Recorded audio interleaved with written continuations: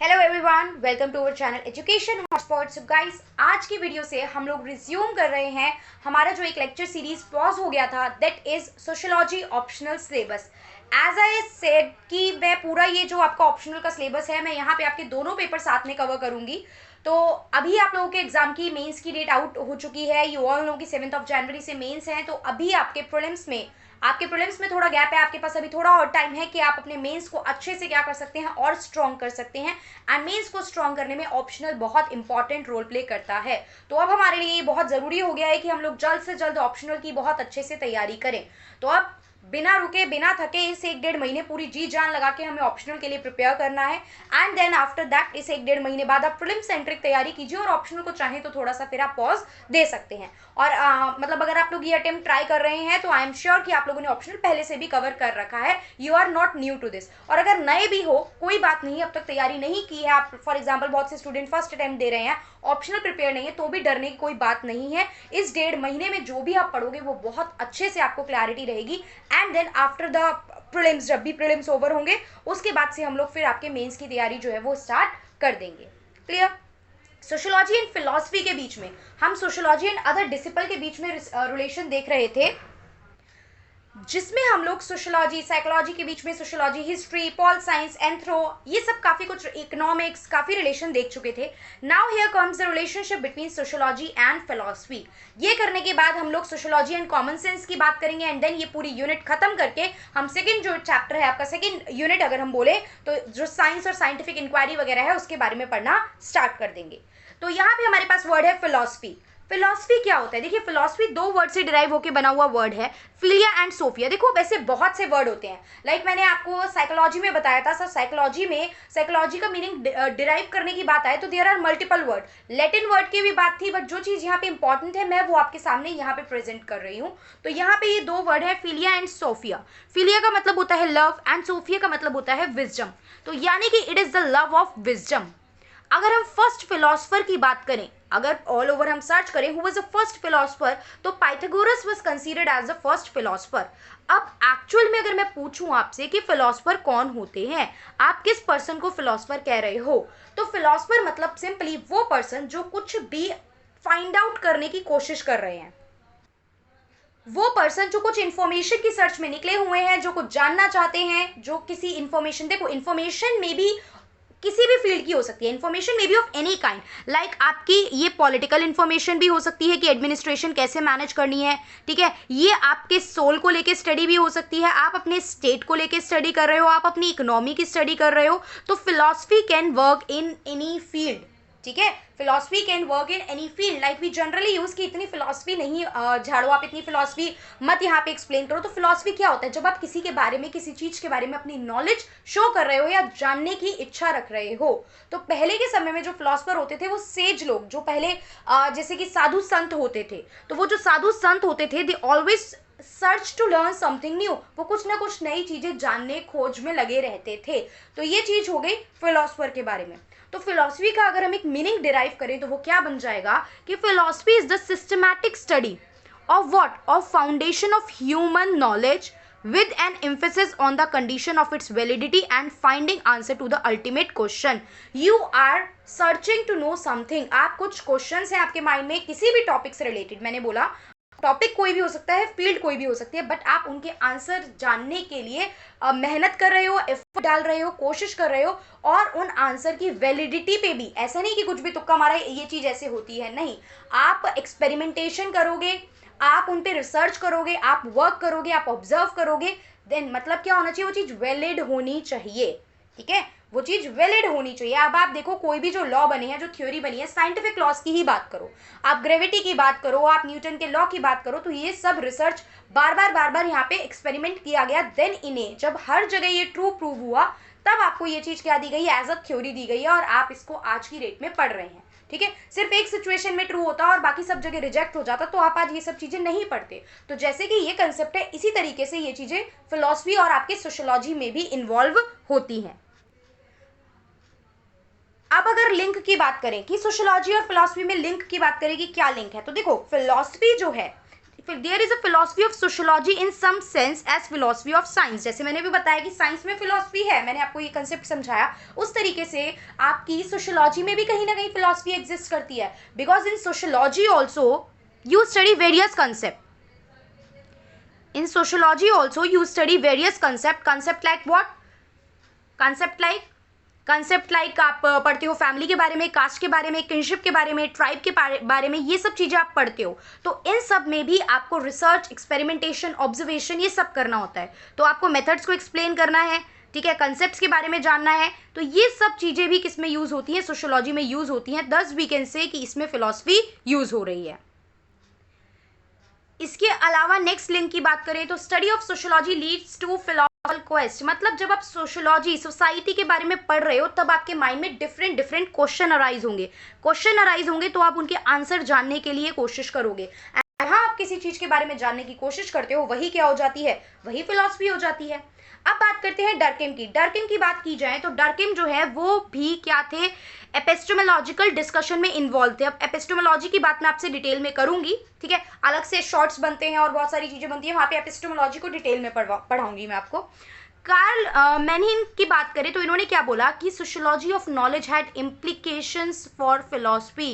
जब आप पढ़ रहे हो, किसी चीज के बारे में नॉलेज लेने की बात कर रहे हो, तो वो क्या है? एक तरीके से फिलॉसफी की ही तो बात हो रही है, राइट? जब आप सोसाइटी के बारे में, फॉर एग्जांपल हम फैमिली के इवोल्यूशन की बात करते हैं या कोई पर्टिकुलर ट्राइब, अच्छा करंट से लिंक करते हैं अब इस चीज को, कोई पर्टिकुलर नई ट्राइब न्यूज में आ रही है किसी भी रीजन से, जैसे नंबर ऑफ पीपल कम रह गए हैं उस ट्राइब के, या उस ट्राइब में कोई प्रोटेस्ट छिड़ा, कुछ भी इस तरीके की चीज हुई, तो वो ट्राइब आपकी आ गई न्यूज में। अब वो ट्राइब पढ़ना इंपॉर्टेंट हो जाएगा और उस ट्राइब को हम अपने बहुत सी आंसर राइटिंग में यूज भी कर पाएंगे।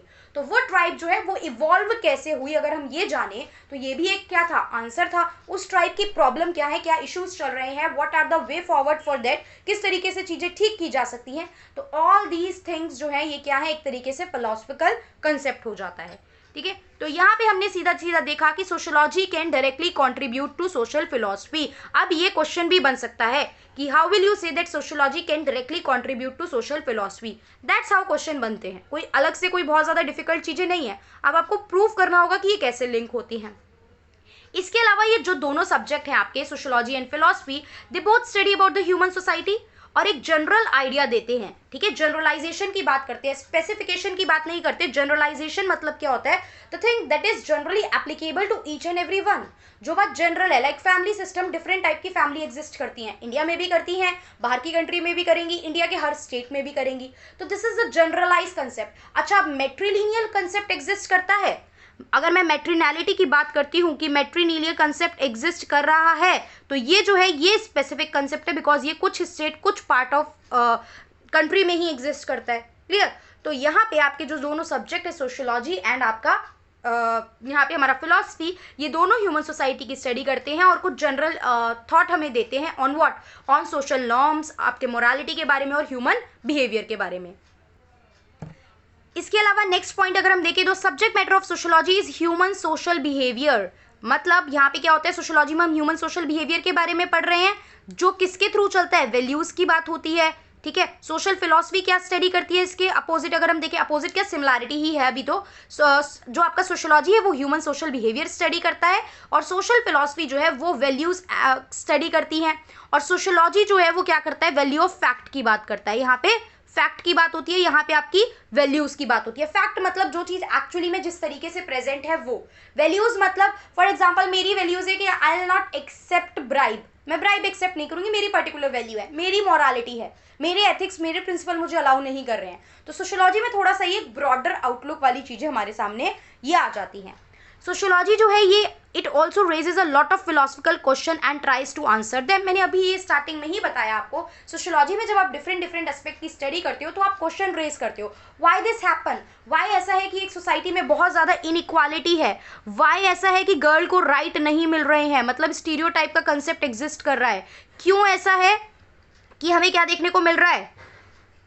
हमें क्या देखने को मिल रहा है? हमें कुछ सोसाइटी में इनइक्वालिटी देखने को मिल रही है, ठीक है। इनइक्वालिटी इकोनॉमिक बेसिस पे, पॉलिटिकल बेसिस पे, किसी भी बेसिस पे आप बात कर सकते हो। तो इन सब के जब आंसर की बात कर रहे हैं तो वो क्या हो गया? वो हो गया हमारा फिलॉसफी। उसके बाद यहाँ पे गुनार मिर्डाल ने क्या बोला है कि जो आपकी chaos can not organize itself into cosmos, we need view point. ये जो कंफ्यूजन है ये सब है, ये शांति में चेंज नहीं होगी। इसको करने के लिए हमें कुछ आइडियोलॉजी चाहिए, कुछ व्यू पॉइंट्स चाहिए, कुछ पर्टिकुलर टारगेटेड सॉल्यूशंस चाहिए। क्लियर। उसके अलावा यहीं पे नेक्स्ट पॉइंट क्या बोला गया है कि sociology emphasis the creative and constructive aspect of social event. मतलब यहाँ पे क्या, जो भी कोई सोसाइटी में चीज़ें हो रही हैं उसके पीछे क्या आइडियोलॉजी है, तो उसके क्या क्रिएटिविटी, क्या कंस्ट्रक्टिव चीज़ है, वो यहाँ पे फोकस करती है सोशियोलॉजी। और इसी बेसिस पे सोशल जो आपकी सोशल फिलॉसफी है वो कोशिश करती है डिस्कवर करने का meaning and motivation of the social process की पर्टिकुलरली जो भी एक्टिविटी हो रही है। जैसे फॉर एग्जाम्पल अगर हम एग्जाम्पल लेते हैं मैरिज का, ठीक है, तो हम अगर सोशियोलॉजी की बात करें तो हम मैरिज के कंसेप्ट जानते हैं, मैरिज का क्या स्ट्रक्चर है, किस तरीके से डिफरेंट फॉर्म ऑफ मैरिज है, ये सब पढ़ रहे हैं। बट वहीं अगर हम मैरिज के कंसेप्ट का इवोल्यूशन देखें, ये सब चीज़ें देखें, तो वो सोशल फिलॉसफी का भी क्या हो जाता है, पार्ट हो जाता है। यहाँ तक हमें समझ में आई। सिमिलैरिटी की हम लोग बात कर रहे थे। अब जैसे कि बाकी सब पार्ट में हम लोगों ने सिमिलैरिटी के साथ साथ डिफरेंसेस भी कवर करे, बिकॉज रिलेशनशिप का मतलब सिर्फ एक जैसी बातें देखना नहीं होता, हम सिमिलैरिटी एंड डिफरेंसेस दोनों पे बात करते हैं। तो यहाँ पे हमारे पास जो फिलॉसफी और सोशियोलॉजी में सबसे पहला डिफरेंस है वो ये कि ये वैल्यूज से पे डील करता है और ये आपका इवेंट प्रोसेस फैक्ट पे डील करता है। लाइक अभी हमने देखा था लास्ट पॉइंट।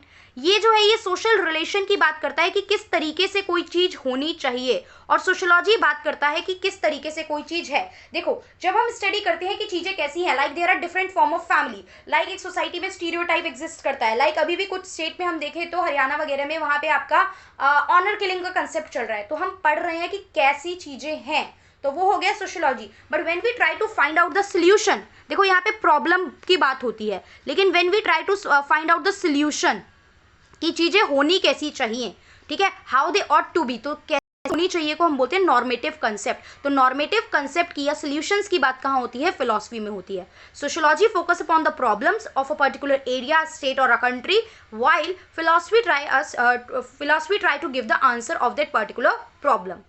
अब मेथड्स की बात करें तो यहाँ पे साइंटिफिक मेथड की बात होती है, थोड़ा लॉजिक लगाते हैं हम चीज़ों पे, ठीक है। यहाँ पे हम लॉजिक लगाते हैं कि किस तरीके से चीज़ें हैं। साइंस और हमने ऑलरेडी सोशियोलॉजी में रिलेशन पढ़ लिया है, तो लॉजिक की बात होती है, इंक्वायरी की बात होती है, ठीक है। सोशियोलॉजी का इवोल्यूशन ही तब हुआ था जब साइंटिफिक टेम्परमेंट स्टार्ट हो गया था। तो sociology can be classify as कि लॉजिकल और साइंटिफिक सब्जेक्ट है। वहीं अगर हम फिलॉसफी की बात करें तो यहाँ पे थोड़े से फिलॉसफिकल बातें मिलती हैं, ठीक है। फिलॉसफिकल बातें मतलब कि ये चीज़ ठीक नहीं है, ये चीज़ नहीं करनी चाहिए। अगर फॉर एग्जांपल इंडियन सोसाइटी की बात की जाए, तो हमारा धर्म ये चीज़ अलाउ नहीं करता, मतलब आप रिलीजन को इन्वॉल्व करोगे। हमारे शास्त्र, हमारे उपनिषद, हमारे वेद, हमारे पुराण, इन सब चीज़ों में ये बातें नहीं लिखी है, हमें ये नहीं करना चाहिए। या आपकी जितनी भी रिलीजियस बुक्स होती हैं, holy book, Ramayana, Bible, Gita, Quran, इन सब में ये सब चीज़ें अलाउ है नहीं है। तो ये थोड़ा सा एक फिलोसफिकल अप्रोच वाली बात भी यहाँ पे होती है। So this is the basic difference between these two subject. तो हम कह सकते हैं कि हाँ, सोशियोलॉजी एंड आपके फिलोसफी वाले सब्जेक्ट क्या हैं, ये एक तरीके से इंटरलिंक्ड सब्जेक्ट हैं। तो यहाँ पे हमने बहुत सारी सोशल साइंस और सोशियोलॉजी के बीच में रिलेशनशिप जो है, जो कंपैरिजन है, रिलेशनशिप कंपैरिजन के फॉर्म में कवर कर लिया है। Now in the next video we will cover the relationship between sociology and common sense, and then we'll put an end to this chapter. I hope चीज़ें समझ में आ रही होंगी। अब 1.5 महीने तक का तो टारगेट लेके चले हैं कि बहुत जोरों शोरों से काम कर रहा है, जोरों शोरों से में बहुत सारी चीज़ें करी जाएंगी। ट्रस्ट मी, बहुत कुछ मटेरियल मिलेगा जो अभी 1.5 महीने में रह जाएगा। I will provide regular video. जिसकी प्रीलिम्स की तैयारी बहुत अच्छी है वो तो आगे तक भी इसको कंटिन्यू करो। आप लोग चाहो तो अगस्त तक भी लेके जा सकते हो, ठीक है। बट ठीक है, 15 अगस्त तक करो तैयारी। अभी जो दिन है जुलाई पूरा पढ़ो, 15 अगस्त तक पढ़ो। 15 अगस्त के बाद प्रॉपर 1.5 महीना पूरी तरीके से दिन रात प्रीलिम्स को दो। सो कोशिश, क्योंकि प्रीलिम्स क्लियर कर पाओगे देखो तभी मेंस में जा पाएंगे हम, ठीक है। जो बच्चे नए हैं और अगली साल टारगेट कर रहे हैं उनके लिए तो बहुत टाइम है। You can slowly cover the things और अच्छे से पढ़ सकते हो। आप एनसीईआरटी देख सकते हो, एनसीईआरटी कवर करके करो। बट जो लोग ये वाला टारगेट कर रहे हैं वो लोग थोड़ा सा जल्दी से इस चीज़ों को कवर अप करने की कोशिश करेंगे। So that's all for this video. We'll meet in the next video by the topic sociology and common sense. Thank you for watching the video.